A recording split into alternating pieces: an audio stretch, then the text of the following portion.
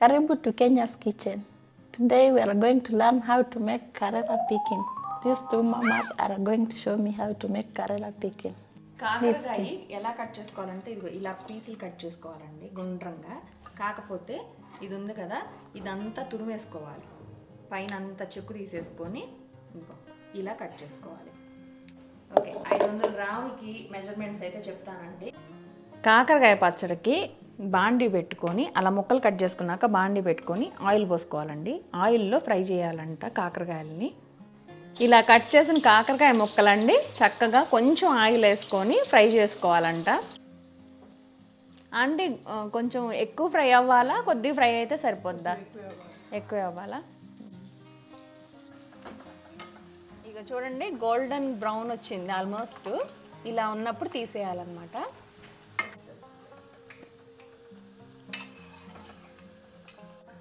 మా మామ ఆంటీ కలిపి కాకరకాయలని అయితే వేపేశారు. కాకరకాయ పచ్చడికి కాకరకాయలు ఇలా గోల్డెన్ ఫ్రై వచ్చేలాగా వేపుకోవాలి. కాకరకాయ పచ్చడికి తిరగమాత పెట్టుకుంటున్నామండి. ఎండుమిర్చి, ఆవాలు, మినప్పప్పు, పచ్చెనపప్పు ఫ్రై చేసేటప్పుడు పొయ్యి మాత్రం హైలో పెట్టుకోండి, ఎందుకంటే అవి గట్టిగా వస్తాయంట ఆంటీ చెప్తున్నారు. సిమ్లో కానీ వేగితే తిరగమాత గింజలు గట్టిగా వస్తాయి అంట. అదొక టిప్పు. గార్లిక్ అదే ఉల్లిపాయ చిన్న చిన్న ముక్కలుగా చేసుకొని ఆయిల్లోనే వేసి ఫ్రై చేస్తున్నారు. జీలకర్ర, తిరగమాత గింజలు అన్నీ ఫ్రై అయినాకండి అప్పుడు జీలకర్ర లాస్ట్లో వేసుకుంటే ఫ్లేవర్ పోదు, అలాగే మాడినట్టు అనిపించదంట. కరివేపాకు, చింతపండు గుజ్జు చేసుకున్నానండి. ఆ గుజ్జు వేస్తున్నారు ఆంటీ. అర కేజీకి చింతపండు ఎంత? 150 గ్రాములు.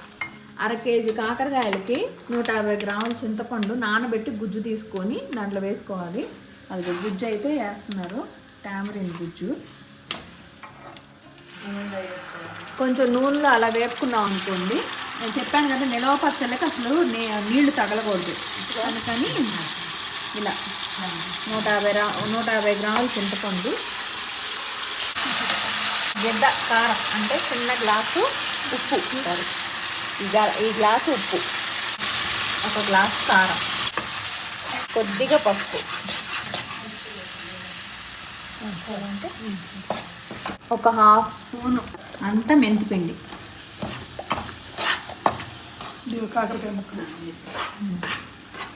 ఇలా మొత్తం మసాలా ఫ్రై అయినాక కాకరకాయ ముక్కలు మనం వేపుకొని పెట్టుకున్నాం కదండి, డీప్ ఫ్రై చేసిన ముక్కలు, అవి దాంట్లో కలుపుకుంటున్నారు.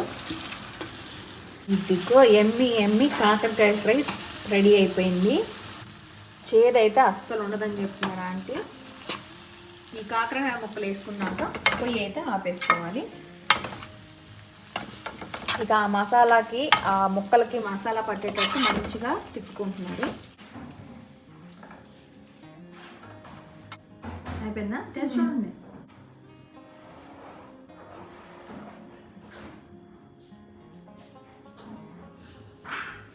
నాకు చూడాలి.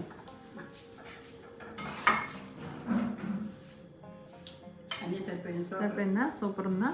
అన్నీ కరెక్ట్గా సరిపోయినాయి అంట. ఆ కొలతలతో చేసుకున్నారంటే ఎమ్మి కాకరకాయ పచ్చడి రెడీ. ఇంకా మనం తింటమే ఆలస్యం. ఎమ్మి కాకరకాయ పచ్చడి అయితే రెడీ అయిపోయింది. ఇదిగో మా మామ నేర్చేసుకుంది. కాకరకాయ పచ్చడి రెసిపీ మీకు నచ్చితే లైక్ చేయండి, అలాగే మీ ఫ్రెండ్స్ ఎవరికైనా ఉపయోగపడుతుంది అనుకుంటే షేర్ చేయండి. పచ్చడి మీలో ఎంతమందికి తెలుసు అనేది కూడా కామెంట్ సెక్షన్లో కామెంట్ చేయండి. వీడియోని మాత్రం సబ్స్క్రైబ్ చేసుకోవడం మర్చిపోవద్దు. ఇంకా మంచి మంచి రెసిపీస్తో మీ ముందుకు వచ్చేస్తాను. ఎమ్మి కాకరకాయ పచ్చడి రెడీ. టేస్టింగ్ అయితే నేను వచ్చేసా.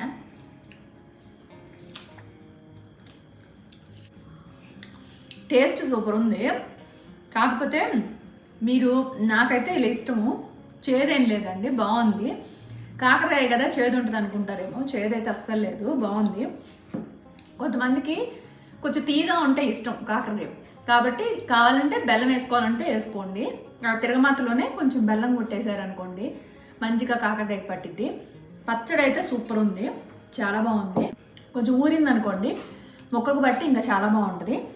అదే చెప్తున్నాను కదా, నాకు తింటుంటే కూడా నోట్లో నీళ్ళు వచ్చేస్తున్నాయి, చాలా బాగుంది. చాలా టేస్టీగా ఉంది. నేను కూడా ఫస్ట్ టైం తింటున్నాను. నాకైతే చాలా నచ్చింది. మీకు ఎలా అనిపించింది అనేది కామెంట్ సెక్షన్లో కామెంట్ చేయండి. ఇది మా కాకరకాయ పచ్చడి.